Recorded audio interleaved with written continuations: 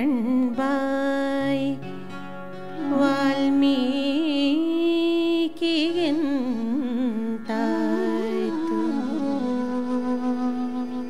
ನಿನಗಿರದ ಕಣ್ಬಾಯ್ ವಾಲ್ಮೀಕಿಗೆಂತಾಯ್ತು ಮುನಿ ಕವಿತೆಗೆಂತೂ ನಿನ್ನೆದೆಯೊಳೆಡೆಯಾಯ್ತು ನಿನಗಿರದ ಕಣ್ಬಾಯಿ ವಾಲ್ಮೀಕಿಗೆಂತಾಯ್ತು ಮುನಿ ಕವಿತೆಗೆಂತೂ ನಿನ್ನೆದೆಯೊಳೆಡೆಯಾಯ್ತು ಘನ ಮಹಿಮನುಳ್ ಜ್ವಲಿಸುತ್ತೆ ಘನ ಮಹಿಮನುಳ್ ಜ್ವಲಿಸುತ್ತೆ ಇತರರುಳ್ ನಿದ್ರಿಸುತ್ತೆ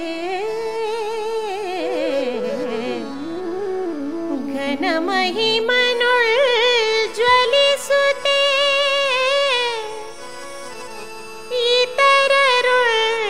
ನಿದ್ರಿಸುತ್ತೆ ಅನಲನೆಲ್ಲರುಳಿಹನು ಮಂಕುತಿಮ್ಮ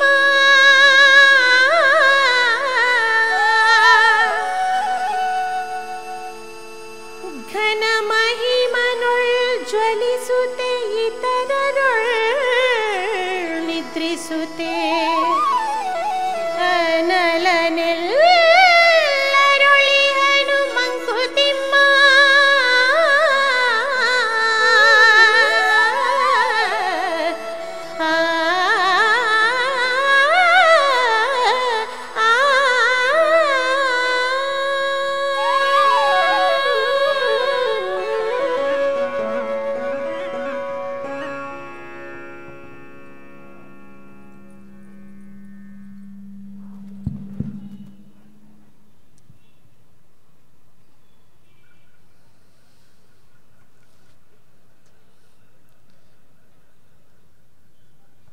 ಹೌದು,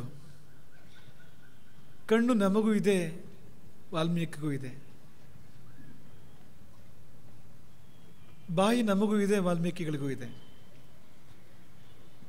ಅನಾಟಮಿಯ ದೃಷ್ಟಿಯಿಂದ ನಮ್ಮ ಕಣ್ಣಿಗೂ ವಾಲ್ಮೀಕಿಗಳ ಕಣ್ಣಿಗೂ, ನಮ್ಮ ಬಾಯಿಗೂ ವಾಲ್ಮೀಕಿಗಳ ಬಾಯಿಗೂ ದೊಡ್ಡ ವ್ಯತ್ಯಾಸ ಏನು ಇರಲಿಕ್ಕಿಲ್ಲ.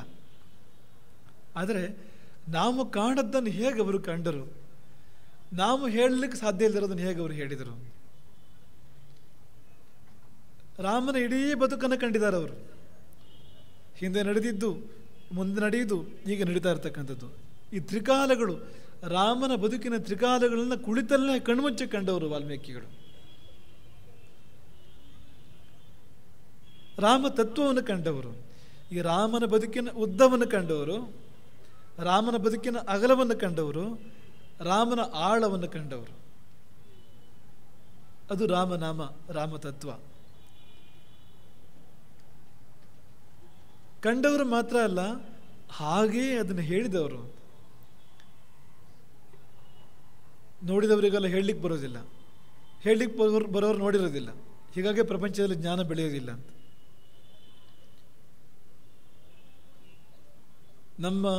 ನಮ್ಮ ಮೈಯೊಳಗೆ ಆ ಕಥೆ ಇದೆ ಅಂತ ನೀವು ಕೇಳಿರ್ತೀರ, ಆ ದೃಷ್ಟಾಂತ ಕೇಳಿ ಇರ್ತೀರಿ ನೀವು. ಒಬ್ಬ ಕಟುಕ ಒಂದು ಗೋವನ್ನು ನಡೆಸ್ಕೊಂಡು ಬರ್ತಾನೆ. ಆ ಗೋವು ಆಕಸ್ಮಿಕವಾಗಿ ಒಂದು ಆಶ್ರಮವನ್ನು ಪ್ರವೇಶ ಮಾಡ್ತದೆ. ಆಶ್ರಮದಲ್ಲಿದ್ದ ಮಹರ್ಷಿಗಳು, ಸಂತರು ಆ ಗೋವನ್ನು ತಮ್ಮ ಆಶ್ರಮದೊಳಗೆ ಅಡಗಿಸಿರ್ತಾರೆ. ಕಟುಕ ಬರ್ತಾನೆ ಹಿಂದಿಂದ ಸ್ವಲ್ಪ ಹೊತ್ತಿನಲ್ಲಿ. ಆ ಕಟುಕ ಕೇಳ್ತಾನೆ, ಗೋವನ್ನು ಕಂಡಿರಾ ಅಂತ. ಯಾವ ಗೋವು? ನೀವು ಋಷಿಗಳು, ಸಂತರು, ಸುಳ್ಳು ಹೇಳಬಾರ್ದು. ನೀವು ಪ್ರಪಂಚಕ್ಕೆ ಸತ್ಯದ ಉಪದೇಶ ಮಾಡ್ತಕ್ಕಂಥವ್ರು. ನೀವು ಸತ್ಯ ಹೇಳಬೇಕು, ಸತ್ಯ ಹೇಳಬೇಕು ಅಂತ ಸತ್ಯ ಹೇಳಿ ಗೋವನ್ನು ಕಂಡಿರ? ನನ್ನ ಗೋಬೋದು. ಏನು ಮಾಡಬೇಕು ಆ ಸಂತ? ಸತ್ಯ ಹೇಳಿದರೆ ಗೋವು ಸತ್ತು ಹೋಗ್ತದೆ, ಗೋಹತ್ಯೆಯ ಪಾಪ. ಸುಳ್ಳು ಹೇಳಿದರೆ ಸುಳ್ಳು ಹೇಳಿದ ದೋಷ.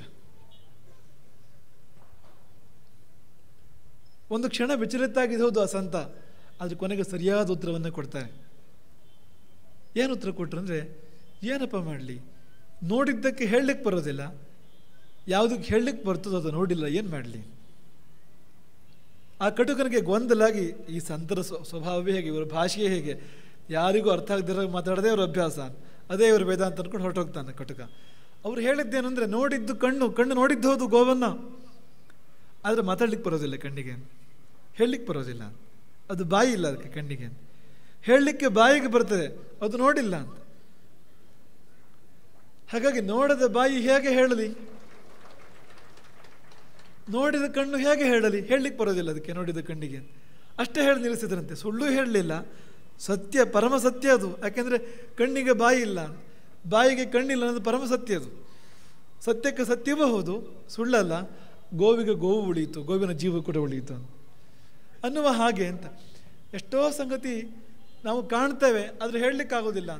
ಶಬರಿ ಕಂಡಿರ್ಬೋದು ರಾಮನನ್ನು, ಆದರೆ ಶಬರಿ ಹೀಗೆ ವರ್ಣನೆ ಮಾಡಲಿಕ್ಕೆ ಉಳ್ಕೊಳ್ಳಿಲ್ಲ. ರಾಮ ದರ್ಶನದ ನಂತರ ಎಷ್ಟು ಕ್ಷಣವೂ ಕೂಡ ಶಬರಿ ಇರಲಿಲ್ಲ, ಹೊರಟೆ ಹೋಗ್ತಾಳೆ ರಾಮನ ಮೂಲ ನೆಲೆಗೆ, ಪರಮ ನೆಲೆಗೆ ಆಕೆ. ಹಾಗೆ ಎಷ್ಟು ಜನ ರಾಮನನ್ನು ಕಂಡಿರಲಿಕ್ಕಿಲ್ಲ, ಭಾವಿಸಿರ್ಲಿಕ್ಕಿಲ್ಲ ಅವತ್ತಿನ ಕಾಲದಲ್ಲಿ. ಅವರಿಗೆಲ್ಲ ಬರಹ ಇಲ್ಲ, ಅವರಿಗೆಲ್ಲ ಭಾಷೆ ಇಲ್ಲ. ಹಾಗಾಗಿ ಅವರ ಅನುಭೂತಿಗಳು ಅವರ ಭಾಷೆಯಲ್ಲಿ ಉಳ್ಕೊಳ್ಳಿಲ್ಲ. ನಮ್ಮಲ್ಲೂ ಯಾರಿಗಾದ್ರೂ ಕೂಡ ರಾಮನ ದರ್ಶನ ಆಗ್ಬೋದು, ರಾಮನ ಅನುಭವ ಆಗ್ಬೋದು, ಆದರೆ ಆ ಅನುಭವವನ್ನು ಬರಹದಲ್ಲಿ, ಭಾಷೆಯಲ್ಲಿ ತರಲಿಕ್ಕೆ ಎಷ್ಟು ಜನರಿಗೆ ಸಾಧ್ಯ ಇದೆ? ಭಾಗವತ ಹೇಳುವ ಹಾಗೆ, ನಶಕ್ಯತೆ ವರ್ಣಯಿತು ಗಿರಾತದ, ಅದನ್ನು ಬಾಯಿಂದ ಹೇಳಲಿಕ್ಕೆ ಸಾಧ್ಯ ಇಲ್ಲ ಅಂತ ಭಾಗವತ ಹೇಳ್ತದೆ. ಕೃಷ್ಣ ಕಂಡಿದ್ದನ್ನು ಹೇಗೆ ಭಾಷೆಯಿಂದ ವರ್ಣನೆ ಮಾಡಲಿ, ಹೇಗೆ ಬರಹದಿಂದ ವರ್ಣನೆ ಮಾಡಲಿ, ಸಾಧ್ಯ ಇಲ್ಲ ಅಂತ. ಯಥೋ ವಾಚೋ ನಿವರ್ತಂತೆ ಅಪ್ರಾಪ್ಯ ಮನಸ್ಸಹ ಸಹ, ಮನಸ್ಸು ಮಾತಿಗೆ ಮೀರಿದ್ದದು. ಅಂಥದ್ದನ್ನು ಮಾತಿನಲ್ಲಿ ಮತ್ತು ಬರಹದಲ್ಲಿ ತರುವವರು ಅಪರೂಪದ ವಿಭೂತಿಗಳು, ಅಪರೂಪದ ವ್ಯಕ್ತಿತ್ವಗಳು. ಹಾಗಾಗಿಯೇ ಕಗ್ಗದ ಕವಿ ಕೇಳಿದ್ದು, ನಿನಗಿರದ ಕಣ್ಣು ಬಾಯಿ ವಾಲ್ಮೀಕಿಗೆ ಎಂತಾಯಿತು, ಹೇಗಾಯಿತು ಅಂತ. ಆ ಕಣ್ಣಿಗೆ ಹೇಗೆ ಕಂಡಿತು, ಅದೆಲ್ಲ ಹೇಗೆ ಕಂಡಿತು. ಪಾಣ ವಾಮಲಕೈ ಯಥ, ಅಂಗೈಯ ನೆಲ್ಲಿಕಾಯಿ ಹಾಗೆ ಪೂರ್ಣ ರಾಮಾಯಣ ವಾಲ್ಮೀಕಿಗಳ ಕಣ್ಣಿಗೆ ಗೋಚರಿಸ್ತು. ಅದು ಹೇಗೆ ಸಾಧ್ಯ ಆಯಿತು? ಮತ್ತಾರಿಗೂ ಆಗಿಲ್ಲ. ವಸಿಷ್ಠರಿಗೆ ಹೀಗಾಯಿತು ಅನ್ನೋದ್ರ ಬಗ್ಗೆ ಉಲ್ಲೇಖ ಇಲ್ಲ, ವಿಶ್ವಾಮಿತ್ರರಿಗೆ ಹೀಗಾಯಿತು ಅನ್ನೋದ್ರ ಬಗ್ಗೆ ಉಲ್ಲೇಖ ಇಲ್ಲ, ಶರಭಂಗರಿಗೋ ಸುತೀಕ್ಷ್ಣರಿಗೋ ಅಗಸ್ತ್ಯರಿಗೋ ಹೀಗಾಯಿತು ಅನ್ನೋದ್ರ ಬಗ್ಗೆ ಉಲ್ಲೇಖ ಇಲ್ಲ.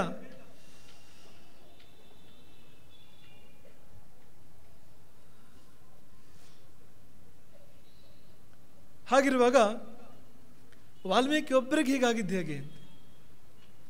ಮುನಿ ಕವಿತೆಗೆ ಎಂತೂ ನಿನ್ನೆದೆಯೊಳೆಡೆಯಾಯಿತು. ಅಂತಹ ರೋಚಕವಾದ ರಸಪೂರ್ಣವಾದ ಮುನಿ ಕವಿತೆಗೆ ನಿನ್ನೆದೆ ಆಶ್ರಯವಾಗಿದ್ದು ಹೇಗೆ, ನಿನ್ನೆದೆಯಲ್ಲಿ ಗೂಡು ಕಟ್ಕೊಂಡಿದ್ದು ಹೇಗೆ ಆ ಕವಿತೆ, ಮುನಿ ಕವಿತೆ. ಅದೇ ಇಂದು ನಾಳೆಯ ರಾಮಕಥೆಯ ವಿಷಯವೇ ಅದು. ವಾಲ್ಮೀಕಿಯ ಕಣ್ಣು ಹುಟ್ಟುವಾಗಲೇ ಹಾಗಿತ್ತ, ಹಾಗಾಗಿದ್ದ ಆಮೇಲೆ ಅದು.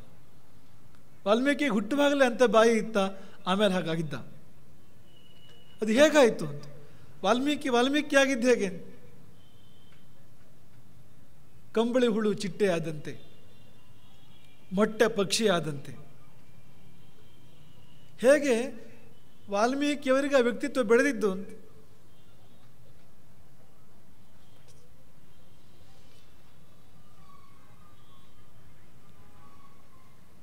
ಅದನ್ನು ಭಾವಿಸಬೇಕಾಗಿದೆ ಮೊದಲು. ಕವಿ ಅರ್ಥವಾದರೆ ಕಾವ್ಯ ಅರ್ಥವಾಗ್ಬೋದು, ಕಾವ್ಯ ಅರ್ಥವಾದರೆ ಕಥಾನಾಯಕ ಅರ್ಥ ಆಗ್ಬೋದು, ಕಥೆಯ ತತ್ವ ಸತ್ಯ ಅರ್ಥ ಆಗ್ಬೋದು. ಹಾಗಾಗಿ ಮೊದಲು ವಾಲ್ಮೀಕಿ ಅರ್ಥ ಆಗಬೇಕು. ಯಾಕೆಂದರೆ ಆ ಕಣ್ಣು ಆ ಬಾಯಿ ಬೇಕು ನಮಗೆ. ವಾಲ್ಮೀಕಿಯ ಕಣ್ಣಿಂದ ನೋಡ್ತಿದ್ರೆ ರಾಮಾಯಣ ಅರ್ಥ ಆಗೋದಿಲ್ಲ. ನಾವು ಎಲ್ಲಿವರೆಗೆ ಬೇರೆ ಕಣ್ಣಿಂದ ನೋಡ್ತಾ ಇರ್ತೇವೆ ಅಲ್ಲಿವರೆಗೆ ರಾಮಾಯಣ ನಮ್ಗೆ ಅರ್ಥ ಆಗೋದಿಲ್ಲ. ವಾಲ್ಮೀಕಿ ಕಣ್ಣಿಂದ ನೋಡಬೇಕು. ಹಾಗಾಗಿ ವಾಲ್ಮೀಕಿಯನ್ನು ನಮ್ಮ ಕಣ್ಣು ನೋಡಬೇಕೀಗ, ವಾಲ್ಮೀಕಿಯನ್ನು ಅರ್ಥ ಮಾಡ್ಕೊಳ್ಬೇಕು. ನೋಡಿ, ವಾಲ್ಮೀಕಿಗಳು ತಮ್ಮ ಬಗ್ಗೆ ಏನು ಹೇಳ್ಕೊಂಡಿದ್ದಾರೆ, ತಮ್ಮ ಪರಿಚಯ ಏನು ಕೊಟ್ಟಿದ್ದಾರೆ ರಾಮಾಯಣದಲ್ಲಿ? ಸ್ವಾರಸ್ಯಕರವಾದ ಪ್ರಶ್ನೆ ಅದು. ಇವತ್ತು ಪುಸ್ತಕಗಳಲ್ಲಿ ಹಿಂದಿನ ಪುಟ ಲೇಖಕರಿಗೆ ಮೀಸಲು ಅಂತ, ಅವರ ಭಾವಚಿತ್ರ ಮತ್ತು ಇಷ್ಟುದ್ದ ಅವರ ಪ್ರವರ ಅದರಲ್ಲಿರ್ತದೆ ಸಾಧಾರಣವಾಗಿ. ಎಷ್ಟೋ ಲೇಖಕರು ಒಳಗುಪ್ಪೋತಿ ತಮ್ಮ ಬಗ್ಗೆನೇ ಹೇಳ್ಕೊಂಡಿರ್ತಾರೆ, ತಮ್ಮ ಬಗ್ಗೆನೇ ಮಾತಾಡಿರ್ತಾರೆ. ಇದು ಈ ಚಾಳಿ ಹಿಂದೆಂದು ಕೂಡ ಇತ್ತು. ಸ್ವಲ್ಪ ಹಿಂದಿನ ಕೆಲವು ಗ್ರಂಥಗಳು ನೋಡಿದರೂ ಕೂಡ ಇಷ್ಟು ಉದ್ದದ ಪರಿಚಯ ಲೇಖಕನದ್ದು. ವಾಲ್ಮೀಕಿ ತನ್ನ ಪರಿಚಯ ಹೇಗೆ ಕೊಟ್ಕೊಂಡಿದ್ದಾರೆ ಅಂದರೆ, ರಾಮಾಯಣದ 7 ಕಾಂಡಗಳಲ್ಲಿ 500 ಅಧ್ಯಾಯಗಳಲ್ಲಿ 24,000 ಶ್ಲೋಕಗಳಲ್ಲಿ ವಾಲ್ಮೀಕಿ ತನ್ನ ಪರಿಚಯ ಕೊಟ್ಟುಕೊಳ್ಳೋದು 2 ಶಬ್ದಗಳಲ್ಲಿ. 2 ಶಬ್ದ. ರಾಮಾಯಣದ ಪ್ರಥಮ ಶ್ಲೋಕದ 2 ಶಬ್ದಗಳಲ್ಲಿ ತನ್ನ ಪರಿಚಯ ಕೊಡ್ತಾರೆ ವಾಲ್ಮೀಕಿಗಳು. ಅದು ಕೂಡ ಸಾಂದರ್ಭಿಕವಾಗಿ, ಅದು ಕಥೆಯಲ್ಲಿ ಸೇರಿ ಬರ್ತದೆ, ಕಥೆಯ ಅಂಗ ಅದು. ಹಾಗಾಗಿ ಸಾಂದರ್ಭಿಕವಾಗಿ ಅದು 2 ಶಬ್ದ.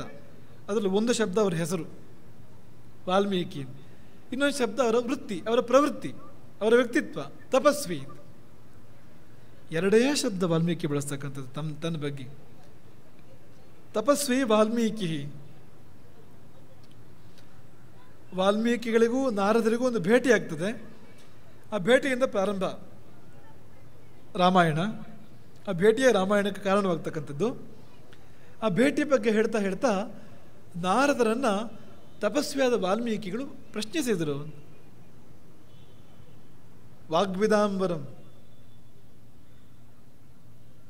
ತಪಸ್ವಾಧ್ಯಾಯಿ ನಿರತಃ ತಪಸ್ವಿ ವಾಗ್ವಿದಾಂಬರಂ ವಾಲ್ಮೀಕಿ ಪರಿಪಪ್ರಚ್ಛ ನಾರದಂ ಮನಿಪಂಗವಾಂ.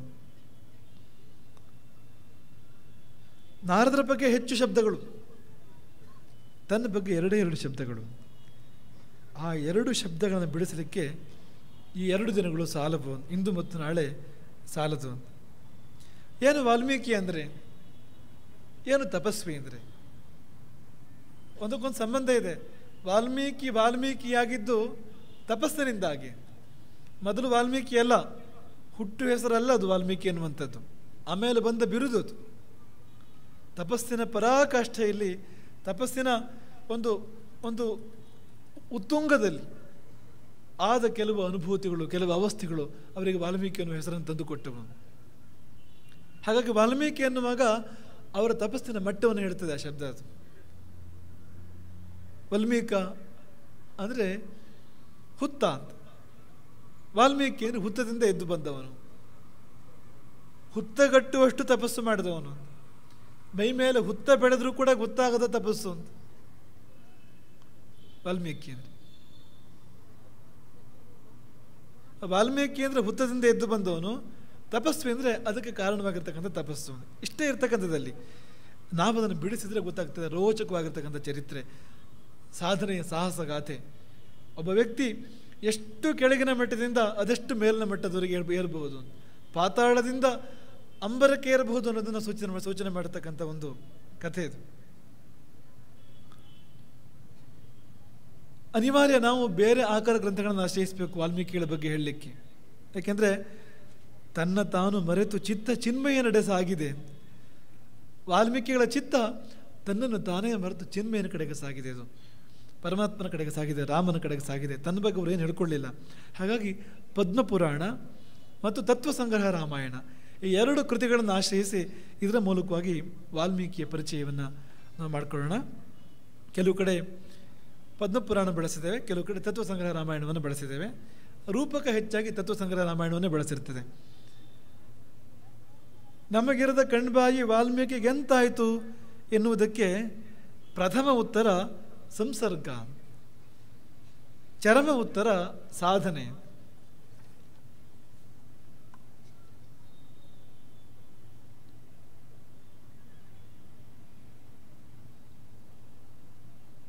ಹುಟ್ಟುವಾಗ ಸಾಮಾನ್ಯ ಶಿಶು, ಬೆಳೆಯುವಾಗ ಬೇಡ ದರೋಡೆಕೋರ, ಮಾಗುವಾಗ ಮುನಿ, ವಾಲ್ಮೀಕಿ ಕವಿ ರಸಋಷಿ. ಹೀಗಾಗುವಲ್ಲಿ ಪ್ರಧಾನ ಕಾರಣಗಳು ಯಾವುದು ಅಂದರೆ, ಒಂದು ಸಂಸರ್ಗಗಳು, ಸಹವಾಸಗಳು, ಸಂಘಗಳು ವಾಲ್ಮೀಕಿಯ ಬದುಕನ್ನು ಬದಲಾಯಿಸಿದವು. ಇನ್ನೊಂದು ಸಾಧನೆ, ಅಪಾರವಾಗಿರ್ತಕ್ಕಂಥ ಸಾಧನೆ. ಸಂಸರ್ಗ ಅದರ ಪ್ರಥಮ ಕಾರಣ. ಸಂಸರ್ಗದ ಪ್ರಭಾವ ಯಾರಿಗೂ ಗೊತ್ತಿಲ್ಲ ಹೇಳಿ. ನಾವೇಕೆ ಸುಗಂಧ ಪೂಸಿಕೊಳ್ಳುತ್ತೇವೆ? ನಮ್ಮ ಬಟ್ಟೆಗಳಿಗೋ ಮೈಗೋ ಸುಗಂಧ ಯಾಕೆ ಪೂಸಿಕೊಳ್ಳುತ್ತೇವೆ? ಯಾಕೆಂದರೆ ಸತ್ಸಂಗ ಅಂತ, ಸುಗಂಧದ ಸಂಘ ಮಾಡಿದರೆ ನಮಗೂ ಒಂದಷ್ಟು ಪರಿಮಳ ಬರ್ತದೆ ಅಂತ. ಜನ ಭ್ರಮಿಸಲಿ ಅಂತ ಈ ಪರಿಮಳ ಇವನು ಸ್ವಂತದ್ದು ಅಂತ, ಹಾಗೆ ನಾವು ಸುಗಂಧ ಪೂಸ್ಕೊಳ್ಳೋದು. ಎಷ್ಟು ವಿಚಿತ್ರ ಅಂದರೆ ಎಲ್ಲರಿಗೂ ಗೊತ್ತಿದೆ ಅವನು ಸ್ವಂತದ್ದಲ್ಲ ಅಂತ. ಆ ಪರಿಮಳ ಅವನು ಸ್ವಂತದ್ದಲ್ಲ ಅಂತ ಯಾರಿಗೂ ಗೊತ್ತಿಲ್ಲ ಹೇಳಿ. ಆದರೂ ಕೂಡ ಎಲ್ಲರೂ ಒಬ್ರಿಗೊಬ್ಬರು ಮೋಸ ಮಾಡ್ಕೊಡ್ತಾರೆ, ನಂದೇ ಅನ್ನುವಾಗ ವರ್ತಿಸ್ತಾರೆ ಈ ಸುಗಂಧ ಅಂತ. ಸ್ವಂತದ್ದಿರೋದು ಆ ಪುನುಗು ಬೆಕ್ಕಿಗೆ, ಕಸ್ತೂರಿ ಮೃಗಕ್ಕೆ, ಹೂವುಗಳಿಗೆ, ಇಂಥವು ಕೇಳಲು ಸ್ವಂತದ್ದಿದೆ. ನಮಗಂಥ ಸುಗಂಧವೂ ಇಲ್ಲ, ಅಂಥ ಮೂಗೂ ಇಲ್ಲ. ಈಗ ಪ್ರಾಣಿಗಳಿಗೆ ಅಂಥ ಮೂಗಿರ್ತದೆ ಅಂದರೆ ಎಷ್ಟೋ ದೂರದಿಂದ ಪರಿಮಳ ಗೊತ್ತಾಗ್ತದೆ ಅವಕ್ಕೆ, ಇಂಥ ಪ್ರಾಣಿಯಿಂದಲೇ ಗೊತ್ತಾಗ್ತದೆ. ಬಹುಶಃ ನಮ್ಮ ಮೂಗು ಅಷ್ಟು ತೀಕ್ಷ್ಣ ಇದ್ದಿದ್ರೆ ಇನ್ನೇನೇ ಅನಾಹುತಗಳಾಗ್ತಿದ್ವು, ಇನ್ನು ಯಾವ್ಯಾವ ತಿಂಡಿ ಖರ್ಚಾಗ್ತಿತ್ತೋ ಎಲ್ಲೆಲ್ಲಿ.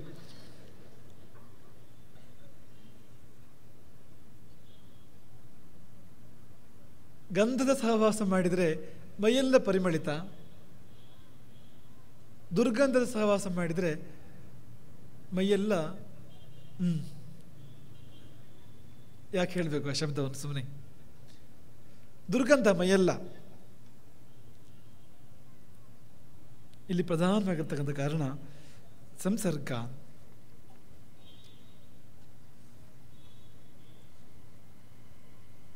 ಒಬ್ಬ ತಂದೆ ತನ್ನ ಮಗನ ಬಗ್ಗೆ ಚಿಂತಿತನಾಗ್ತಾನೆ.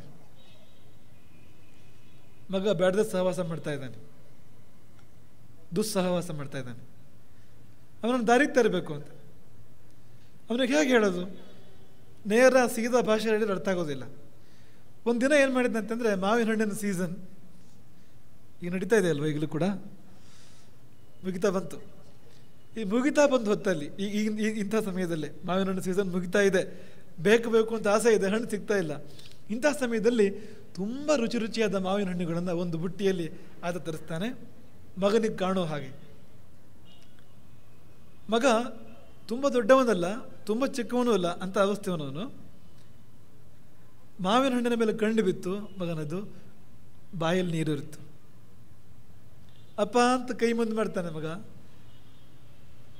ಅಪ್ಪ ಹೇಳ್ತಾನೆ, ನಾಳೆ, ಇವತ್ತಿಲ್ಲ. ಹ್ಞೂ ಅಂತ ಹೇಳಿದ ಮಗ. ನಾಳೆ ಅವರಿಗೆ ಕಾಯಬೇಕು ಅಂತ ಮಾವಿನ ಹಣ್ಣಿಗಾಗಿ. ಆ ತಂದೆ ಏನು ಮಾಡ್ತಾನೆ ಅಂದರೆ, ಇದು ತುಂಬ ಸರಳವಾದ ಕಥೆ, ಇದರಲ್ಲಿ ಅಂಥದ್ದೇನು ದೊಡ್ಡ ನಿಗೂಢ ಸಂಗತಿಗಳೇನಿಲ್ಲ ಇದರಲ್ಲಿ. ಆ ಮಾವಿನ ಹಣ್ಣುಗಳ ಮಧ್ಯೆ ಒಂದು ಮಾವಿನ ಹಣ್ಣನ್ನು ತೆಗೆದು ಆ ಜಾಗದಲ್ಲಿ ಒಂದು ಕೊಳೆತ ಮಾವಿನ ಹಣ್ಣನ್ನು ಇಡ್ತಾನೆ ತಂದೆ. ಮರುದಿನ ಬುಟ್ಟಿ ಮುಚ್ಚಲು ಉದ್ಘಾಟನೆಗೆ ಮಗ ಸನ್ನದ್ಧನಾಗಿದ್ದಾನೆ. ತುಂಬ ಉತ್ಸುಕತೆ, ಎಷ್ಟೊತ್ತಿಗೆ ಮುಚ್ಚಳ ತೆಗಿತಾನೋ, ಎಷ್ಟೊತ್ತಿಗೆ ಪರಿಮಳ ಬರ್ತದೋ, ಎಷ್ಟೊತ್ತಿಗೆ ಮಾವಿನ ಹಣ್ಣಿನ ದರ್ಶನ ಆಗ್ತದೋ, ಸ್ಪರ್ಶನ ಆಗ್ತದೋ, ಎಷ್ಟೊತ್ತಿಗೆ ಮಾವಿನ ಹಣ್ಣಿಗೂ ನನಗೂ ಅದ್ವೈತ ಬರ್ತದೋ.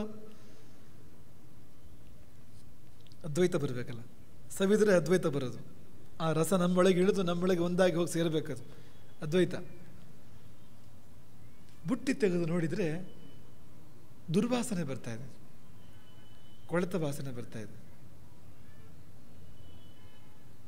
ಕೊಳೆತ ಮಾವಿನ ಹಣ್ಣಿನ ಮುಖದಾಗ ಆಯ್ತಂತೆ ಆ ಮಗನ ಮುಖ ಕೂಡ. ಒಂದು ಕ್ಷಣ ಕಪ್ಪಾಯ್ತದು.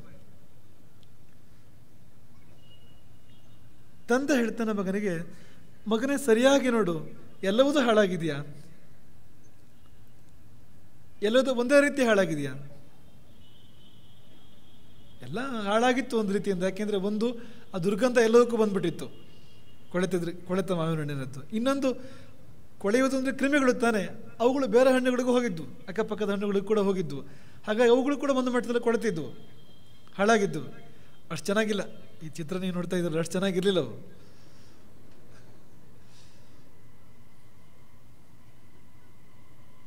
ಒಂದು ಮಾತ್ರ ತುಂಬ ಹೆಚ್ಚು ಹಾಳಾಗಿತ್ತು. ತಂದೆ ಮಗನಿಗೆ ಹೇಳ್ತಾನೆ, ಇದೇ ಕಾರಣ, ಈ ಹಣ್ಣಿನಿಂದಾಗಿ ಎಲ್ಲ ಹಣ್ಣುಗಳು ಕೂಡ ಹಾಳಾದವು, ಇದರ ಸಹವಾಸದಿಂದಾಗಿ. ನೇರ ಆ ಮಾತು ಮಗನ ತಲೆ ಒಳಗೆ ಇಳಿತಂತೆ, ಎದೆ ಒಳಗೆ ಇಳಿತಂತೆ. ಹೀಗಾಗಲಿಕ್ಕೆ ಸಾಧ್ಯವ? ಒಂದು ಕೊಳೆತ ಮಾವಿನ ಹಣ್ಣು ಮತ್ತೆಲ್ಲವನ್ನು ಉಳಿದೆಲ್ಲ ಹಣ್ಣುಗಳನ್ನು ಹಾಳು ಮಾಡಲಿಕ್ಕೆ ಸಾಧ್ಯವ?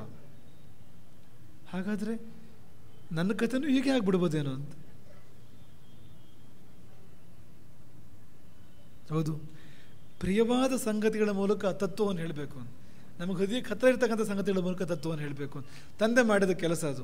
ಆತನಿಗೆ ಪ್ರಿಯವಾದ ಮಾವಿನ ಹಣ್ಣಿನ ಮೂಲಕವಾಗಿ ಅವರಿಗೊಂದು ವಿಷಯ ಹೇಳಿದಾನೆ, ತಂದೆ ತತ್ವ ಹೇಳಿದ್ದಾನೆ, ಜೀವನ ಪರ್ಯಂತ ಮರೆಯೋದಿಲ್ಲ ಅದು. ಯಾಕೆಂದರೆ ಮಾವಿನ ಹಣ್ಣಿನ ಮೇಲೆ ಪ್ರೀತಿ, ಆಸಕ್ತಿ, ತಿನ್ನಲೇಬೇಕು ಅನ್ನೋ ಆಸೆ, ಒಂದು ದಿನದ ಪ್ರತೀಕ್ಷೆ, ಸಂಭ್ರಮ, ಕೊನೆಗಾದ ಆಘಾತ ಎಲ್ಲ ಸೇರಿದಾಗ ಜೀವನ ಪರ್ಯಂತ ಮರೆಯದ ಒಂದು ಸರಳ ಪಾಠ ಅದು. ಕೊಳೆತ ಮಾವಿನ ಹಣ್ಣಿನ ಜೊತೆಗೆ ಸೇರಿದರೆ ಒಳ್ಳೆ ಮಾವಿನ ಹಣ್ಣು ಕೂಡ ಕೊಳ್ತೋಗುತ್ತೆ. ಆ ಪಾಠ ಆಯ್ತಂತೆ ಮಗನಿಗೆ. ಇದೇ ವಾಲ್ಮೀಕಿಯ ಮೊದಲ ಕಥೆ ಅಂತ. ಹೀಗೆ ಆಗಿದ್ದು ವಾಲ್ಮೀಕಿಗೆ ಮೊದಲು. ಸಂಘ ದೋಷದಿಂದ ಆತ ಹಾಳಾಗಿ ಹೋಗ್ತಾನೆ, ಸತ್ಸಂಗದಿಂದ ಎಷ್ಟೋ ಒಳ್ಳೆಯವನಾಗ್ತಾನೆ. ಎರಡಕ್ಕೂ ಕೂಡ ಉದಾಹರಣೆಯಾಗಿ ನಿಂತಿದೆ ವಾಲ್ಮೀಕಿಯ ಜೀವನ ಚರಿತ್ರೆ. ಒಂದು ಸುಭಾಷಿತ ಇದನ್ನು ತುಂಬ ಚೆನ್ನಾಗಿ ವರ್ಣನೆ ಮಾಡ್ತದೆ. ಸಂತಪ್ತಾಯಸಿ ಸಂಸ್ಥಿತಸ್ಯ ಪಯಸ್ಸೋ ನಾಮಾಪಿ ನ ಶ್ರೂಯತೆ ಮುಕ್ತಾಕಾರತೆಯ ತದೇವ ನರಳೀಪತ್ರಸ್ಥಿತಂ ರಾಜತೆ ಸ್ವಾತ್ಯಾಂ ಸಾಗರ ಶುಕ್ತಿ ಮಧ್ಯಪತಿತಂ ತನ್ಮೌಕ್ತಿಕಂ ಜಾಯತೆ ಪ್ರಾಯೇಣಾಧಮ ಮಧ್ಯಮೋತ್ತಮ ಗುಣಾ ಸಂಸರ್ಗತೋ ಜಾಯತೆ. ಸಂಸರ್ಗದ ಫಲವೇನು, ಪರಿಣಾಮವೇನು ಅಂತ ಅರ್ಥ ಆಗಬೇಕು ಅಂದರೆ ಸ್ವಾತಿಯ ಮಳೆಹನಿಯನ್ನು ನೋಡಬೇಕು. ಅಂಬರದಿಂದ ಕೆಳಗಿಳಿಯುವ ಸ್ವಾತಿ ಮಳೆಹನಿ ಅದು ಯಾರ ಸಂಸರ್ಗ ಮಾಡ್ತದೋ ಅಂಥ ಅವಸ್ಥೆ ಉಂಟಾಗ್ತದೆ ಅದಕ್ಕೆ. ಆ ಸ್ವಾತಿಯ ಮಳೆಹನಿ ಏನಾದ್ರು ಕಾದ ಕಾವಲಿಯ ಮೇಲೆ ಬಿದ್ದರೆ, ಪ್ರಶ್ನೆ ಕೇಳ್ಬೇಡಿ ಬುದ್ಧಿವಂತರು, ಕಾದ ಕಾವಲಿ ಮೇಲೆ ಯಾಕೆ ಬೀಳೋದು ಸ್ವಾತಿ ಮಳೆಹನಿ? ಇನ್ನು ಅಡುಗೆ ಮನೆಗೆ ಚಾವಣಿ ಇಲ್ವಾ ಅಂತ, ಮುಚ್ಚುಗೆ ಇಲ್ವಾ ಅಂತ. ಕಾದ ಕಾವಲಿಂದ ಬೇಜಾರಾಗ್ತದೆ ಅಂದರೆ ಕಾದ ಬಂಡೆಯ ಮೇಲೆ ಮಾಡ್ಕೊಳ್ಳಿ, ಅದನ್ನು ಬೇಕಾದ್ರೆ ಪರಿವರ್ತನೆ ಮಾಡ್ಕೊಳ್ಳಿ. ನಾಮಾಪಿ ನಶ್ರೂಯತೆ, ಆ ಮಳೆಹನಿ ಬಿದ್ದರೆ ಇದ್ದ ಗುರುತೇ ಇಲ್ಲ, ನಾಮಾವಶೇಷವೂ ಅಲ್ಲ, ನಾಮವೂ ಕೂಡ ಉಳಿಯೋದಿಲ್ಲ, ಹೋಗಿಬಿಡ್ತದೆ ಅದು ಅಂತ. ಕಾರಣ ಬಂಡೆ ಸಂಸರ್ಗ, ಕಾದ ಬಂಡೆ ಸಂಸರ್ಗ. ಒಂದು ವೇಳೆ ಅದೇ ಮಳೆಹನಿ ಕಮಲಪತ್ರದ ಮೇಲೆ ಬಿದ್ದರೆ ಕ್ಷಣಕಾಲ ನಿಂತರಲ್ಲಿ ಮುತ್ತಿನ ಹಾಗೆ ಹೊಡಿತದೆ, ತುಂಬ ಸುಂದರವಾಗಿ ಶೋಭಿಸ್ತದೆ ಆ ಮಳೆಹನಿ. ಆದರೆ ಮುತ್ತಿನ ಹಾಗೆ ಹೊಳಿತದೆ, ಮುತ್ತಾಗಿ ಅಲ್ಲ, ಮುತ್ತಿನ ಹಾಗೆ ಅಂತ. ಸ್ವಲ್ಪ ಹೊತ್ತು ಹಾಗೆ ಇರ್ತದೆ. ಒಂದು ಗಾಳಿ ಬೀಸೋವರಿಗೆ, ಒಂದು ಎಮ್ಮೆಯೋ ಮತ್ತೊಂದು ಅದರ ಮೇಲೆ ಹಾದು ಹೋಗೋವರಿಗೆ, ಅದರ ಪಕ್ಕದಲ್ಲಿ ಹಾದು ಹೋಗೋವರಿಗೆ, ಆ ಎಲೆ ಅಲುಗಾಡೋವರಿಗೆ ಮಾತ್ರ ಅದರ ಆಯುಸ್ತದು. ಅಲ್ಲಿವರೆಗೆ ಮುತ್ತುವುದು, ರಾಣಿ ಅದು. ಆಮೇಲೆ ನಷ್ಟ.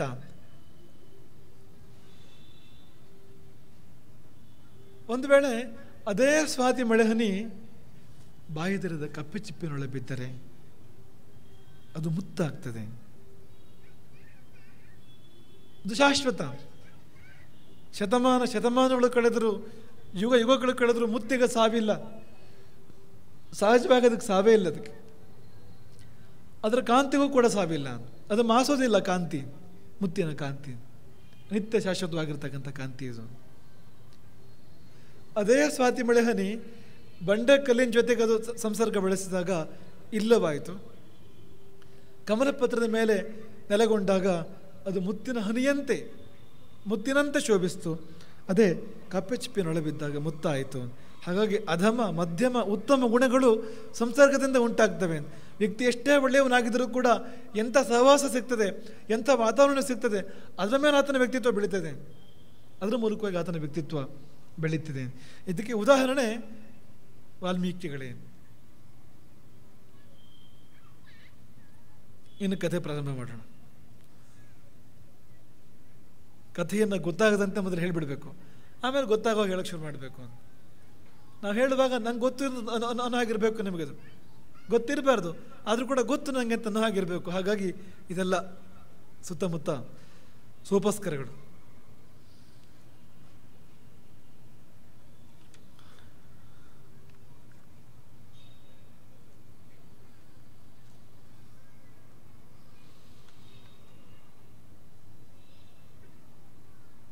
ಭೃಗುವಂಶ, ಬ್ರಹ್ಮರ್ಷಿಗಳ ವಂಶ.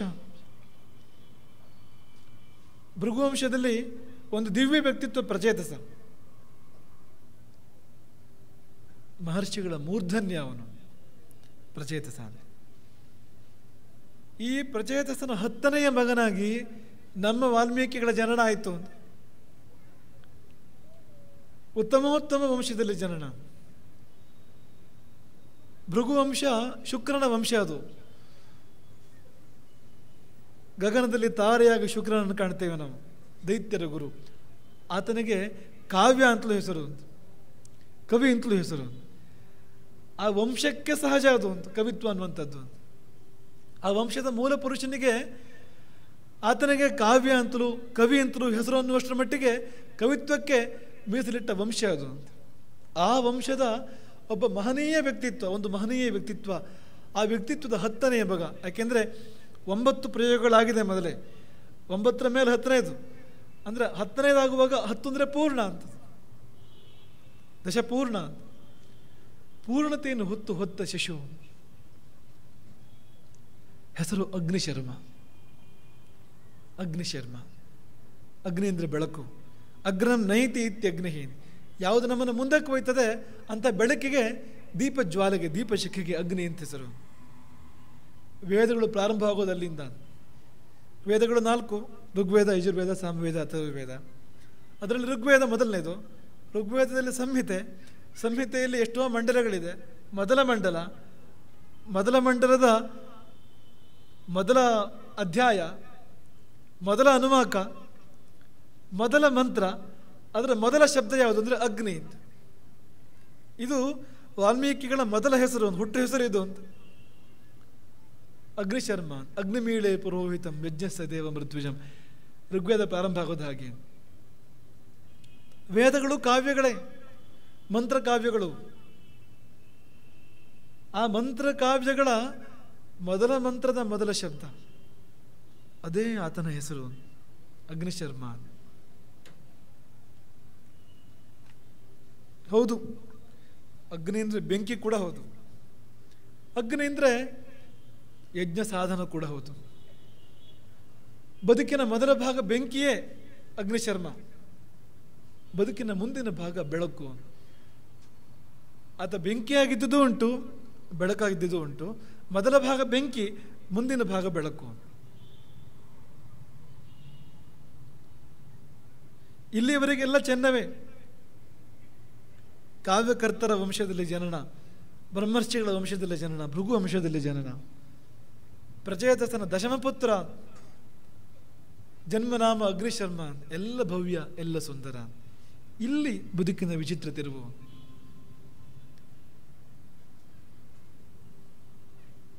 ಹಾಲು ಕುಡಿಯುವ ಹಸುಳೆ ವನ ಮಧ್ಯದಲ್ಲಿ ಅನಾಥವಾಯಿತು. ಅದು ಹೇಗೋ, ಅದು ಮಾಯೆ. ಆ ಮಾಯೆಯನ್ನು ಬಿಡಿಸಿದವರಿಲ್ಲ, ತಿಳಿದವರಿಲ್ಲ. ಅದು ಹೇಗೆ ಹಾಗಾಯಿತು ಅಂತ ಯಾರಿಗೂ ಗೊತ್ತಿಲ್ಲ. ಪ್ರಚೇತಸ ಮತ್ತು ಆತನ ಪತ್ನಿ, ಪ್ರಚೇತಸನ ಕುಟುಂಬ, ಆ ಕುಟುಂಬ ದೊಡ್ಡ ಕುಟುಂಬ, ತುಂಬಿದ ಕುಟುಂಬ. 10ನೇ ಮಗು ಅಗ್ನಿಶರ್ಮ ಅಂತ ಹೇಳುವಾಗಲೇ ತುಂಬಿದ ಕುಟುಂಬ. ತುಂಬಿದ ಕುಟುಂಬದಲ್ಲಿ ಒಂದು ಮಗು ಕಾಡಿನ ಮಧ್ಯೆ ಕಳೆದು ಹೋಯಿತು. ಅದು ಅಗ್ನಿಶರ್ಮ. ನಮ್ಮ ವಾಲ್ಮೀಕಿಗಳು ಇದೇ ವಿಧಿ ವಿಪರ್ಯಾಸ.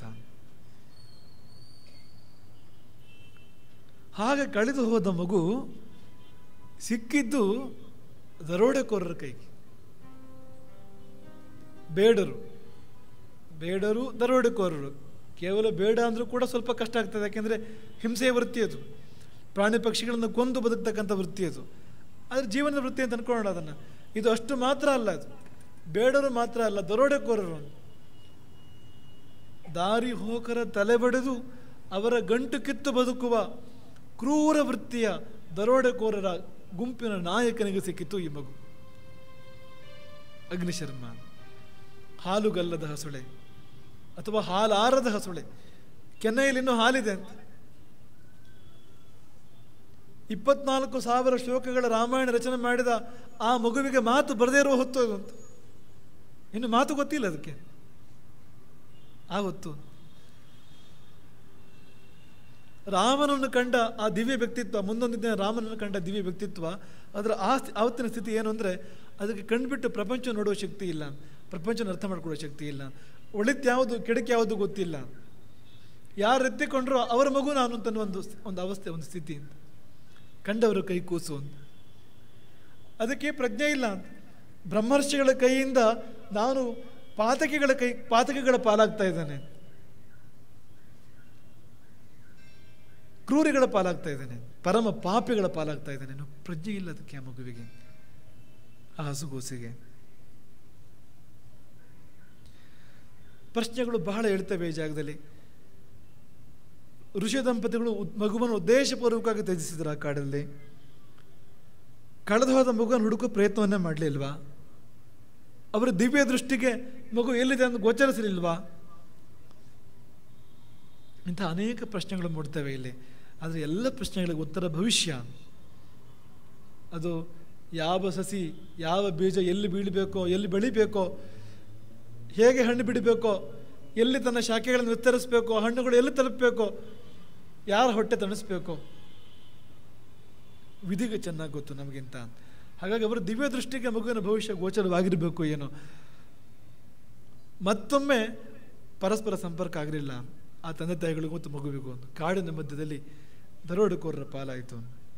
ಸಂಘದೋಷದಿಂದಾಗಿ ಸಿಂಹ ಕುರಿಯಾಯಿತು. ನೀವು ಕೇಳಿರ್ತೀರಿ ಆ ದೃಷ್ಟಾಂತವನ್ನು.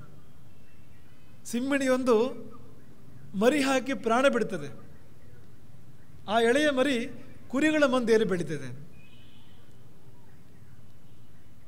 ಕುರಿಗಳೊಟ್ಟಿಗೆ ಊಟ, ಕುರಿಗಳೊಟ್ಟಿಗೆ ನಿದ್ದೆ, ಕುರಿಗಳೊಟ್ಟಿಗೆ ಓಡಾಟ, ಕುರಿಗಳ ಹಾಗೆ ಕೂಗೋದು,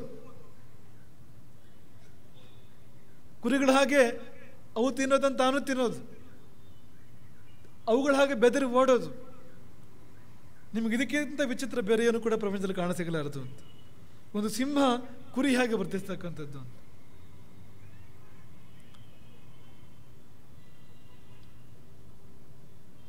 ಅದಕ್ಕಿಂತ ವಿಚಿತ್ರ ಏನಾದ್ರು ಇದ್ರೆ ನಾವು ನೀವೇ.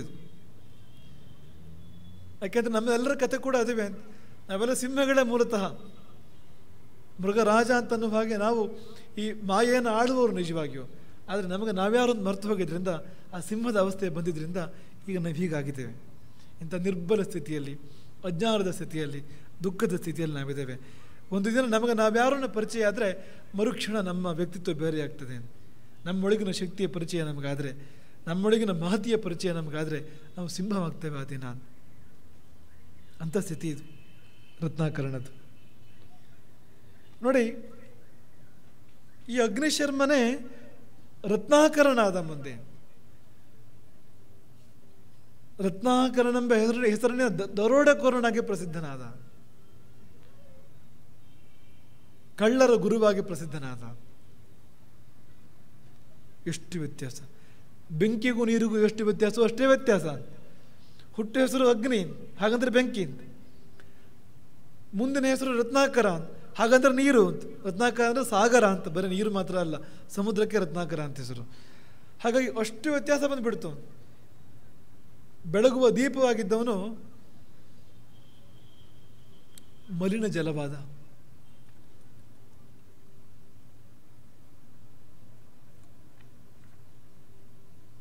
ಕಾಡು ಬೇಡನಾದ, ಕಾಡುವ ಬೇಡನಾದ. ದರೋಡೆಕೋರ ಕುಟುಂಬದಲ್ಲಿ ಬೆಳೆದಾಗ ಅವರ ಭಾಷೆ, ಅವರ ಆಚಾರ, ಅವರ ಆಹಾರ, ಅವರ ವಿಹಾರ ಇದೆಲ್ಲ ಈ ಮಗುವಿನ ಪರಿಣಾಮ ಬೀರ್ತು. ಈ ಮಗು ಕಲಿಯೋದ್ರಲ್ಲಿ ತುಂಬ ಹುಷಾರಿ. ಹಾಗಾಗಿ ಬೇಗ ಬೇಗ ಕಲಿತುಕೊಂಡಿತ್ತು. ಯಾವುದನ್ನು?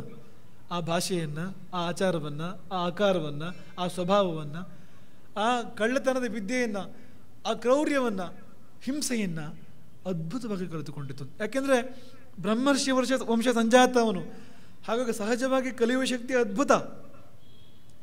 ಕಲೀಲಿಕ್ಕೆ ಸಿಕ್ಕಿದ್ದು ಮಾತ್ರ ಇಂಥದ್ದು. ಈ ನಮ್ಮ ಮಕ್ಕಳಿಗೆಲ್ಲ ಹೀಗೆ ಆಗ್ತಾ ಇದೆ ಇವತ್ತು. ನಮ್ಮ ಮಕ್ಕಳು ಏನು ನೋಡ್ತಾ ಇದ್ದಾರೆ, ಏನು ಕೇಳ್ತಾ ಇದ್ದಾರೆ, ಅದರಲ್ಲಿ ಇಂಥದ್ದನ್ನೇ ಕಲಿತಾ ಇದ್ದಾರೆ ಅವರು. ಯಾಕೆಂದರೆ ನಾವು ಏನು ನೋಡ್ತೇವೋ, ಏನು ಕೇಳ್ತೇವೋ ಅದಾಗ್ತೇವೆ ನಾವು.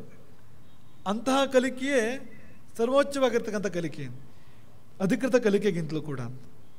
ಶಾಲೆಗೆ ಹೋಗಿ ಕಲಿತದಕ್ಕಿಂತ ಹೆಚ್ಚು ನಾವು ನೋಡಿ ಕೇಳಿ ಕಲಿಯೋದು ಜಾಸ್ತಿ. ಈ ಮಾತೃಭಾಷೆ ನಾವು ಕಲಿತೇವೆ. ಎಲ್ಲರೂ ಮಾತೃಭಾಷೆ ಶಿಕ್ಷಣ ಆಗ್ತದೆ? ಆಗೋದೇ ಇಲ್ಲ. ಮಗು ನೋಡ್ತಾ ಕೇಳ್ತಾ ನೋಡ್ತಾ ಕೇಳ್ತಾ ಕಲಿತಾ ಹೋಗ್ತದೆ. ಆ ಕಲಿಕೆ ಅತ್ಯಂತ ಪ್ರಭಾವಶಾಲಿಯಾಗಿರ್ತಕ್ಕಂಥ ಕಲಿಕೆ, ಸಹಜವಾದ ಕಲಿಕೆ, ಕೃತ್ರಿಮ ಅಲ್ಲ ಅದು. ಕೃತ್ರಿಮ ಕಲಿಕೆ ಆಳಕ್ಕಿಳಿಯೋದಿಲ್ಲ, ಮೇಲಕ್ಕೆ ಉಳಿತದೆ ಅದು. ಆದರೆ ಸಹಜ ಕಲಿಕೆ ತುಂಬ ಆಳಕ್ಕೆ ಇಳಿತದೆ. ಈ ಕಳ್ಳತನ ಕ್ರೌರ್ಯ ಅನ್ನೋದು ರತ್ನಾಕರನಿಗೆ ಸಹಜ ಕಲಿಕೆಯೇ ಆಯಿತು ಅಂತ.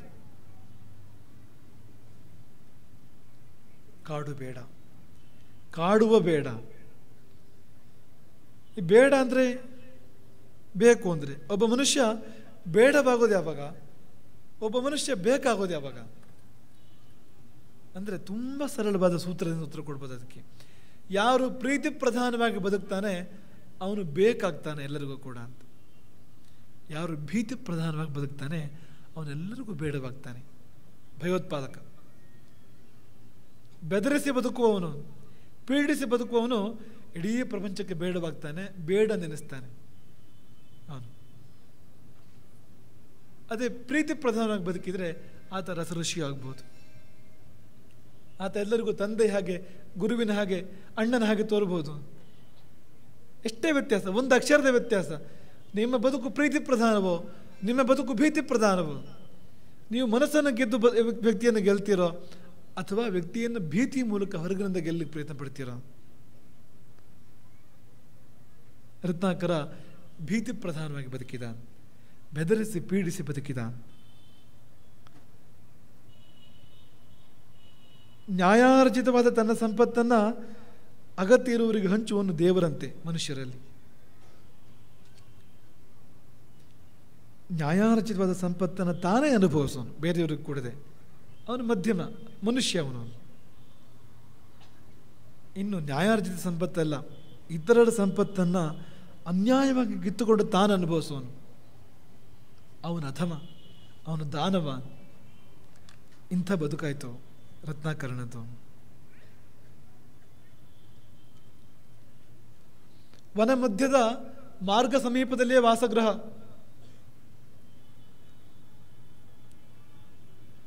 ಮನೆಯಿಂದ ಗಮನಿಸೋದು ದಾರಿಯನ್ನು. ದಾರಿ ಹೋಕರು ಕಂಡರೋ ಮಿಂಚಿನ ವೇಗದಲ್ಲಿ ಆಕ್ರಮಣ. ಅಗತ್ಯ ಉಂಟೋ ಇಲ್ಲವೋ ಹತ್ಯೆ, ಹಿಂಸೆ. ಅವರಲ್ಲಿ ಏನುಂಟು ಏನಿಲ್ಲ ಆಮೇಲೆ ನೋಡೋದು. ಮೊದಲು ಆಕ್ರಮಣವೇ, ಮೊದಲು ದಾಳಿಯೇ. ಹೀಗೆ ಪರರ ಕಣ್ಣೀರಿಂದ ತನ್ನ ತೃಷ್ಣಾಶಮನ. ಎಲ್ಲೋ ಕೇಳಿದ ನೆನಪು, ಊಟ ಮಾಡುವಾಗ ನೋಡ್ಕೊಳ್ಬೇಕಂತೆ. ಆ ಅನ್ನವನ್ನು ಬೇಯಿಸಿದ ನೀರು ನಮ್ಮ ಶ್ರಮದ ಜಲವೋ, ನಮ್ಮ ಬೆವರೋ, ನಮ್ಮ ಶ್ರಮದ ಜಲವೋ, ಇನ್ಯಾರ ಕಣ್ಣೀರು ಅಂತ ನೋಡ್ಕೋಬೇಕು.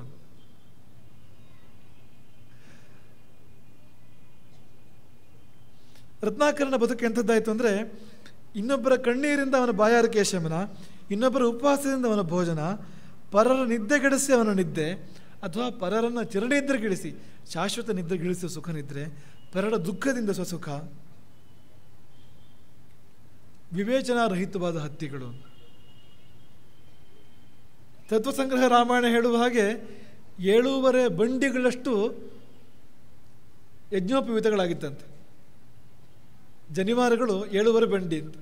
ಜನಿವಾರ ಅಂದರೆ ಅಷ್ಟು ಜನರನ್ನು ಅವನು ಅಲ್ಲಿ ಮೇಲೆ ಕಳಿಸ್ಕೊಟ್ಟಿದ್ದಾನೆ. 7 ಬಂಡಿ ಜನಿವಾರ ಆಗುವಷ್ಟು ಬ್ರಾಹ್ಮಣರನ್ನು ಶೀಘ್ರ ಮುಕ್ತಿಗೆ ಕಳಿಸ್ಕೊಟ್ಟಿದ್ದಾನೆ, ಕೂಡಲೇ ಮುಕ್ತಿಗೆ. ಎಷ್ಟು ಹತ್ಯೆ ನಡೆದಿರ್ಬೋದು ಆತನ ಕೈಯಿಂದ. ಅಂಗುಲಿಮಾಲನ ನೆನಪಾಗ್ತದೆ. ಅಂಗುಲಿಮಾಲ ಹೆಸರೇ ಭಯಂಕರದು. ಪುಷ್ಪಮಾಲೆಯಲ್ಲ, ವನಮಾಲೆಯಲ್ಲ, ತುಳಸಿ ಮಾಲೆಯಲ್ಲ, ತಾನೇ ಕೊಂದ ವ್ಯಕ್ತಿಗಳ ಬೆರಳುಗಳ ಮಾಲೆ ಆತನ ಕೊರಳಲ್ಲಿ ರಾರಾಜಿಸ್ತಿತ್ತಂತೆ ಅಂಗುಲಿಮಾಲ. ಆತನು ಹಾಗೆ 7 ಆನೆಗಳ ಬಲವುಳ್ಳವನವನು ಅಂಗುಲಿಮಾಲ. ನೋಡಿ ಚಿತ್ರ ನೋಡಿ, 7 ಆನೆಗಳ ಬಲವುಳ್ಳವನು. ಹಾಗಾಗಿ ಆತನನ್ನು ವ್ಯಷ್ಟಿಯಲ್ಲ, ಸಮಷ್ಟಿ ಕೂಡ ಎದುರಿಸಲಿಕ್ಕೆ ಸಾಧ್ಯ ಇರಲಿಲ್ಲ. ಜಾಲನಿ ಎಂಬ ಕಾಡಿನಲ್ಲಿ ಒಂದು ಗುಡ್ಡದ ತುದಿಯಲ್ಲಿ ಒಂದು ಬೆಟ್ಟದ ಒಂದು ಬಂಡೆಯ ಎತ್ತರದಲ್ಲಿ ಕೂತ್ಕೊಂಡು ರಸ್ತೆ ನೋಡೋದಂಥವನು. ಯಾರಾದರೂ ಕಂಡ್ರೋ ಮಿಂಚಿನ ವೇಗದಲ್ಲಿ ದಾಳಿ, ಹತ್ಯೆ. ಅವರು ಕಿರುಬೆರಳನ್ನು ಕತ್ತರಿಸೋದು, ಬಲಗೈ ಕಿರುಬೆರಳು ಕತ್ತರಿಸೋದು, ಅದನ್ನು ಮಾಲೆಯಾಗಿ ಧರಿಸೋದು. ಜನರು ಆ ದಾರಿನೇ ಬಿಟ್ಟರು, ಕಾಡಿನ ದಾರಿನೇ ಬಿಟ್ಟರು. ಈತನೇ ಜನರ ದಾರಿಗೆ ಹೋಗ್ತಾನೆ. ಆಮೇಲೆ ಈತನೇ ಹತ್ತಿರದ ಹಳ್ಳಿಗಳಿಗೆ ದಾಳಿ ಮಾಡ್ತಾನೆ. ಆ ಹಳ್ಳಿಗಳನ್ನು ಜನ ಬಿಟ್ಟರು. ಪಟ್ಟಣಗಳಿಗೆ ಆತ ದಾಳಿ ಮಾಡ್ತಾನೆ. ಯಾಕೆಂದ್ರೆ ಅವನಿಗೆ ಬೆರಳುಗಳು ಬೇಕು. ಅಂಗುಲಿಮಾಲ ಆತನ ಕಥೆಯು ಅಂಥದ್ದೇ. ಆತನ ಗುರುದಕ್ಷಿಣೆಯಾಗಿ ಕೇಳಿದ್ದು ಬೆರಳುಗಳ ಮಾಲೆಯನ್ನು, 1000 ಬೆರಳುಗಳ ಮಾಲೆಯನ್ನು. ನಿಜವಾಗಿ ಅಂಗುಲಿಮಾಲ ರತ್ನಾಕರನ ಹಾಗೆ, ವಾಲ್ಮೀಕಿಗಳ ಹಾಗೆ ಹುಟ್ಟಾಕ್ರೂರಿ ಅಲ್ಲ ಅವನು. ಕೋಸಲದ ದೊರೆ ಪ್ರಸೇನಜಿತ್, ಆತನ ಪುರೋಹಿತ ಗರ್ಗ ಭಾರ್ಗವ ಅಥವಾ ಭಾರ್ಗವ ಗರ್ಗ. ಭಾರ್ಗವ ಗರ್ಗನ ಮಗ ಅಹಿಂಸಕಾನ್. ಆತನ ಮೂಲ ಹೆಸರು ಏನಂದರೆ ಅಹಿಂಸಕಾನ್. ಹಿಂಸೆಗೆ ಒಪ್ಪದ ಮನಸ್ಸು, ಒಗ್ಗದ ಮನಸ್ಸು ಅವನದು ಮೂಲತಃ. ಅಂಥವನವನು ರಾಜಪುರೋಹಿತನ ಮಗ ಅವನು. ತಕ್ಷಶಿಲೆಯಲ್ಲಿ ಎಲ್ಲ ವಿದ್ಯಾರ್ಥಿಗಳಿಂದ ಮೀರಿದ ವಿದ್ಯಾರ್ಥಿಯಾಗಿ ಶಾಸ್ತ್ರ ವೇದಗಳಲ್ಲಿ ಪಾರಂಗತನಾದವನು. ಆತನ ಮೇಲೆ ಬೇರೆ ವಿದ್ಯಾರ್ಥಿಗಳ ಚಾಡಿ ಹೇಳ್ತಾರೆ, ತಲೆ ಕೆಡಿಸ್ತಾರೆ, ಆತನ ಗುರುವಿನ ತಲೆ ಕೆಡಿಸ್ತಾರೆ. ಹಾಗೆ ತಲೆ ಕೆಟ್ಟ ಸ್ಥಿತಿಯಲ್ಲಿ ಗುರು ಕೇಳಿದ ಗುರುದಕ್ಷಿಣೆ 1000 ಬೆರಳುಗಳನ್ನು ಕೊಡುವಂತ, ನೀನೇ ಸಂಪಾದನೆ ಮಾಡಿದ ಬೆರಳುಗಳನ್ನು ಕೊಡುವಂತ. ಪರಿಣಾಮ ಏನಂದರೆ ಒಬ್ಬ ಪರಮಶಾಸ್ತ್ರಜ್ಞ, ವೇದಜ್ಞ, ಒಬ್ಬ ಜ್ಞಾನಿ ಆತ ಪರಮ ಪಾತಕಿಯಾಗಿ ಪರಿಣಮಿಸ್ತಾನೆ. ಜಾಲನಿಯ ಅರಣ್ಯವನ್ನು ಸೇರಿ ದಾರಿ ಹೋಕರ ಜೀವ ಹಿಂಡಿ ಬೆರಳುಗಳನ್ನು ಮಾಲೆಯಾಗಿ ಧಾರಣೆ ಮಾಡ್ತಾನೋ. ಅಂಗುಲಿಮಾಲ. ಅಂಗುಲಿಮಾಲನಿಗೂ ರತ್ನಾಕರನಿಗೂ ದೊಡ್ಡ ವ್ಯತ್ಯಾಸ ಏನೂ ಇಲ್ಲ. ಅಂಗುಲಿಮಾಲನ ಕೊರಳಿನ ಮಾಲೆಯಲ್ಲಿ ಲೆಕ್ಕ ಉಂಟು ಎಷ್ಟು ಬಲಿಯಾಗಿದೆ ಅಂತ. ರತ್ನಾಕರನದ್ದು ಬಂಡಿಯಲ್ಲಿ ಲೆಕ್ಕ ಅಂತ, ಜನವಾರ ಎಷ್ಟಾಯ್ತು ನೋಡು ಅಂತ. ಬ್ರಾಹ್ಮಣರ ಮೇಲೆ ನನ್ನ ವಿಶೇಷ ಪ್ರೀತಿ ಆತನಿಗೆ. ಕಲಿಯುಗದ ಬಗ್ಗೆ ಹೇಳ್ತಾರೆ. ಕಲಿಯುಗದಲ್ಲಿ ರಾಕ್ಷಸರು ಎಲ್ಲಿ ಅಂತ ಕೇಳಿದರೆ, ಯಾವುದೊಂದು ಸುಭಾಷಿತ ಇದು, ಇದನ್ನು ಹೀಗೆ ತಗೊಳ್ಬೇಕು ಅಂತಿಲ್ಲ, ತಮಾಷೆ ತಗೊಂಡ್ರು ಆಗ್ಬೋದು, ಮತ್ತು ಯಾರಿಗೆ ಹೊಂತದವ್ರು ಗಂಭೀರ ತಗೊಂಡ್ರು ಆದೀತು, ತೊಂದರೆ ಇಲ್ಲ. ಆ ಸುಭಾಷಿತ ಹೀಗಿದೆ: ರಾಕ್ಷಸ ಕಲಿಮಾಶ್ರಿತ್ಯ ಜಾಯಂತೆ ಬ್ರಹ್ಮಯೋನಿಷು. ಕಲಿಯುಗ ಬಂದರೆ ರಾಕ್ಷಸರು ಬ್ರಾಹ್ಮಣರಾಗಿ ಹುಡ್ತಾರೆ, ಬ್ರಾಹ್ಮಣರ ಮಧ್ಯೆ ಹುಡ್ತಾರೆ. ಹುಟ್ಟಿ ಏನು ಮಾಡ್ತಾರೆ ಅಂದರೆ ಬ್ರಾಹ್ಮಣಾನೇವ ಬಾಧಂತೆ, ಬ್ರಾಹ್ಮಣರನ್ನೇ ಪೀಡಿಸ್ತಾರೆ, ಬ್ರಾಹ್ಮಣರನ್ನೇ ಬಾಧಿಸ್ತಾರೆ, ಬೇರೆ ಯಾರನ್ನೂ ಅಲ್ಲ. ಅದರಲ್ಲೂ ಕೂಡ ಯಾರು ಶ್ರೋತ್ರಿಯರು, ಯಾರು ಒಳ್ಳೆಯವರು, ಯಾರು ಸಂಸ್ಕಾರವಂತರು, ಅವ್ರ ಮೇಲೆ ದೃಷ್ಟಿ ಇರ್ತದೆ ಅಂಥವರಿಗೆ ಅಂತಂದು ಸುಭಾಷಿತ. ಅದಕ್ಕೆ ಉದಾಹರಣೆಗಳು ಸಿಗ್ತವೆ, ಇವತ್ತು ಕೂಡ ಖಂಡಿತವಾಗಿ ಉದಾಹರಣೆಗಳು ಸಿಗ್ತವೆ ಅದಕ್ಕೆ. ಹಾಗೆ ಮೂಲತಃ ಬ್ರಾಹ್ಮಣ, ಮೂಲತಃ ಬ್ರಹ್ಮರ್ಷಿ ಈ ರತ್ನಾಕರನಿಗೆ ಬ್ರಾಹ್ಮಣರ ಮೇಲೆ ವಿಶೇಷ ದೃಷ್ಟಿ, ಸಂತರ ಮೇಲೆ ವಿಶೇಷ ದೃಷ್ಟಿ, ಅಂಥವ್ರ ಮೇಲೆ ವಿಶೇಷವಾಗಿ ಆತನ ಆಕ್ರಮಣ ಮತ್ತು ಆಘಾತ. ಹೀಗೆ ನಿಷ್ಕಾರಣ ಹತ್ಯೆಗಳ ಸರದಾರ ರತ್ನಾಕರ. ಅರಿ ಭಯಂಕರ ಅವನು. ಅರಿ ಏನು? ಜೀವ ಭಯಂಕರ ಅವನು. ಜೀವಲೋಕಕ್ಕೆ ಭಯಂಕರ. ಇಂತಹ ರತ್ನಾಕರನ ಮೇಲೆ ಪರಮಪುರುಷನ ದೃಷ್ಟಿ ಬಿತ್ತು. ಇಂತಹ ರತ್ನಾಕರನನ್ನ ವಿಧಿ ಆರಿಸ್ತು ಅಂತ.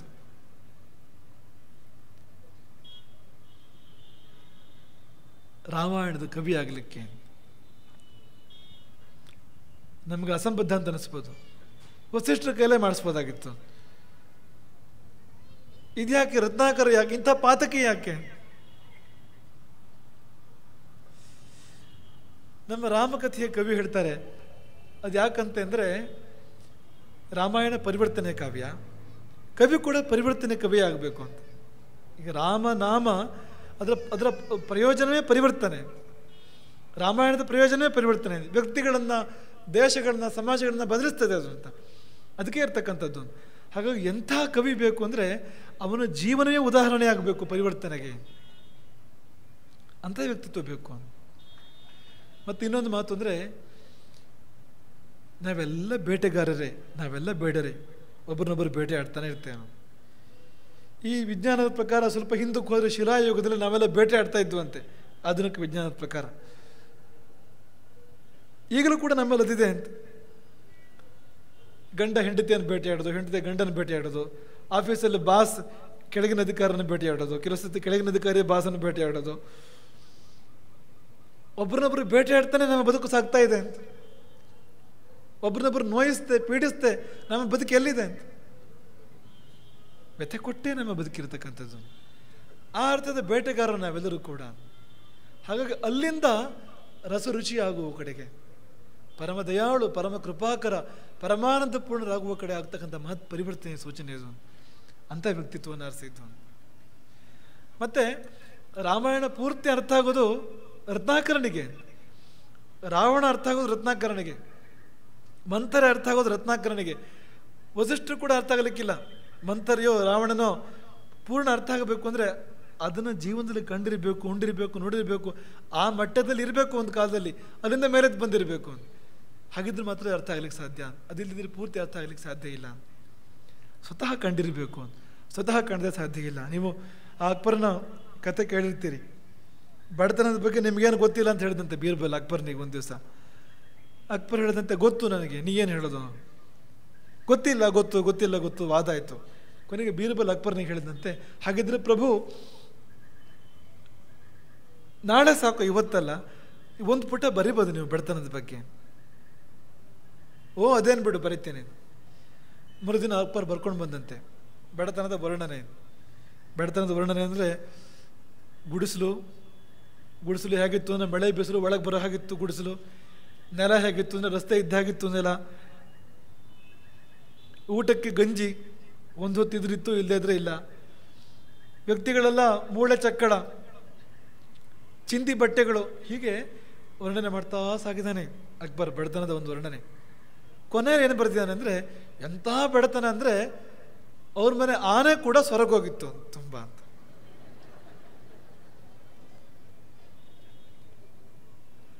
ನೋಡಿ ಎಂದಂತೆ ಬೀರ್ಬಲ್ ಕೂಡಲೇ ಇದಕ್ಕೆ ಹೇಳಿದ್ದು ಅಂತ.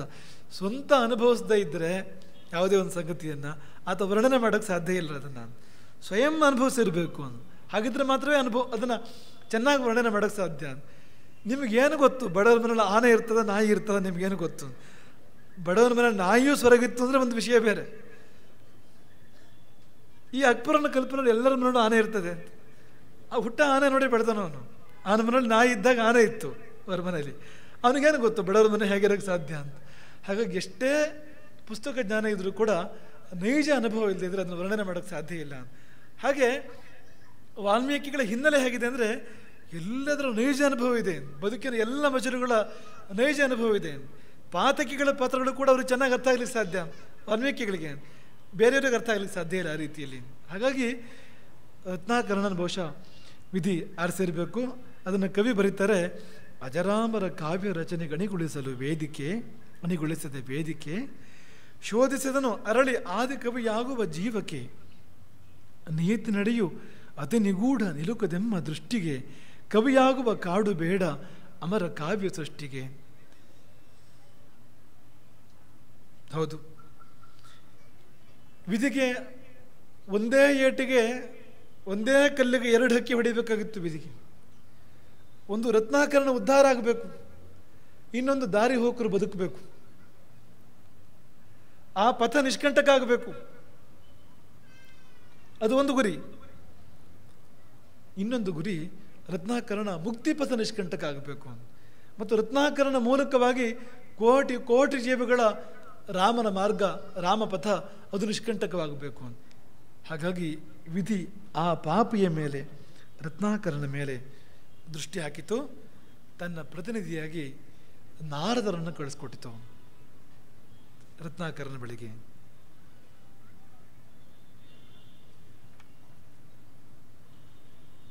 ಅದೊಂದು ದಿನ ರತ್ನಾಕರಣ ದಾರಿಯಲ್ಲಿ ತಂಬೂರಿಯ ನಾದ.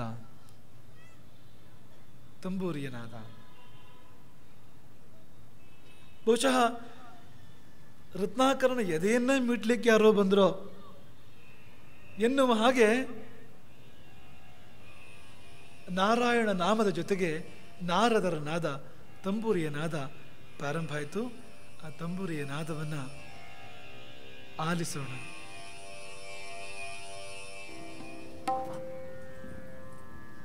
ಗೀತದ ಮೂಲಕವಾಗಿ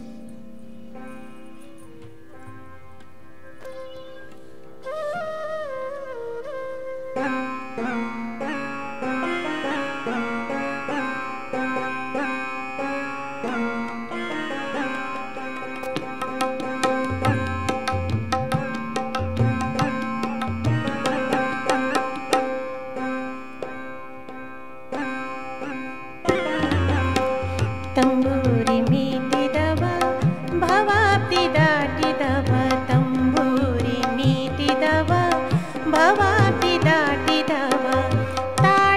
ತಟ್ಟಿದವ ಸುರರೊಳು ಸೇರಿದವ ತಾಳವ ತಟ್ಟಿದವ ಸುರರೊಳು ಸೇರಿದವ ತಂಬೂರಿ ಮೀಟಿದವ ಭವಾಬ್ಧಿ ದಾಟಿದವ ತಂಬೂರಿ ಮೀಟಿದವ ಭವಾಬ್ಧಿ ದಾಟಿದವ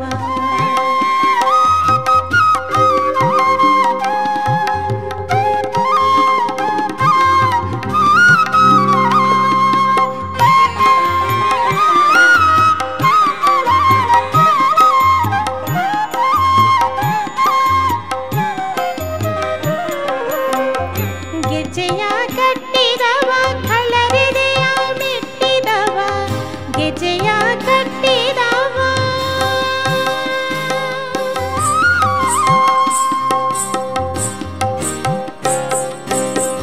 ಗೆಜ್ಜೆಯ ಕಟ್ಟಿದವ ಕಳರಿದೆಯ ಮೆಟ್ಟಿದವ ಗೆಜ್ಜೆಯ ಕಟ್ಟಿದವ ಕಳರಿದೆಯ ಮೆಟ್ಟಿದವ ಗಾಯನ ಮಾಡಿದವ ಹರಿಮೂರ್ತಿ ನೋಡಿದವ ಗಾಯನ ಮಾಡಿದವ ಹರಿಮೂರ್ತಿ ನೋಡಿದವ ಗಾಯನ ಮಾಡಿದವ ಹರಿಮೂರ್ತಿ ನೋಡಿದವ ಗಾಯನ ಮಾಡಿದವ ಹರಿಮೂರ್ತಿ ನೋಡಿದವ ತಂಬೂರಿ ಮೀಟಿದವ ಭವಾಬ್ಧಿ ದಾಟಿದವ ತಂಬೂರಿ ಮೀಟಿದವ ಭವಾಬ್ಧಿ ದಾಟಿದವ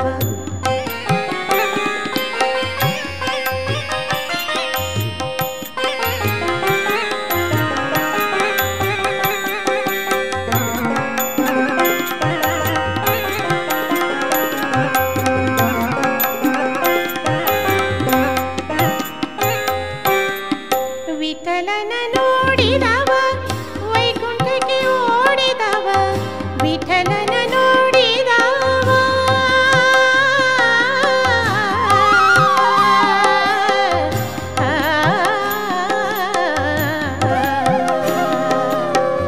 ವಿಠಲನ ನೋಡಿದವ ವೈಕುಂಠಕ್ಕೆ ಓಡಿದವ ವಿಠಲನ ನೋಡಿದವ ವೈಕುಂಠಕ್ಕೆ ಓಡಿದವ ವಿಠಲನ ನೋಡಿದವ ವೈಕುಂಠಕ್ಕೆ ಓಡಿದವ ವಿಠಲನ ನೋಡಿದವ ವೈಕುಂಠಕ್ಕೆ ಓಡಿದವ ವಿಠಲನ ನೋಡಿದವ ವೈಕುಂಠಕ್ಕೆ ಓಡಿದವ ತಂಬೂರಿ ಮೀಟಿದವ ಭವಾಬ್ಧಿ ದಾಟಿದವ ತಂಬೂರಿ ಮೀಟಿದವ ಭವಾಬ್ಧಿ ದಾಟಿದವ